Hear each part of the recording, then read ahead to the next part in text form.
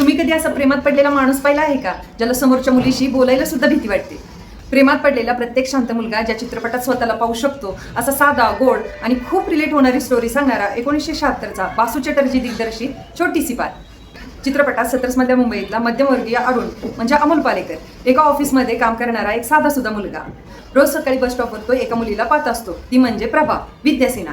आता अरुणला प्रभा खूप आवडत असते, पण प्रॉब्लेम एकच, त्याच्यात कॉन्फिडन्स नसतो. तो तिच्याशी बोलण्याचा विचार करतो, पण शेवटी गप्प बसतो.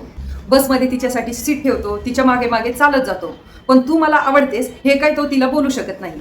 आणि हे सगळं पाहताना आपल्याला वाटतं, अरे बाबा बोलून टाक ना. आणि मग एंट्री होते नागेशची म्हणजे असराणीची. हा माणूस अरुणच्या पूर्ण उलटा.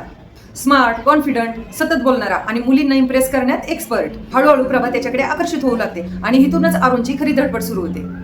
कारण त्याला समजतं की फक्त चांगला माणूस असून उपयोग नाही, तर सेल्फ कॉन्फिडन्स पण पाहिजे. इथे त्याच्या मदतीला येते एक मजेशीर पात्र, कर्नल सिंग म्हणजे अशोक कुमार. त्यांनी तर कमालच केली आहे.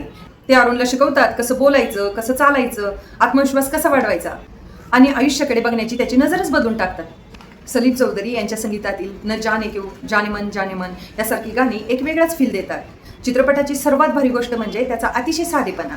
ना मोठे मोठे संवाद, ना ॲक्शन, ना भडक रोमॅन्स. इथे आहे फक्त 70s मधली Mumbai, local train, bus stop आणि छोट्या छोट्या गोष्टींमधला आनंद.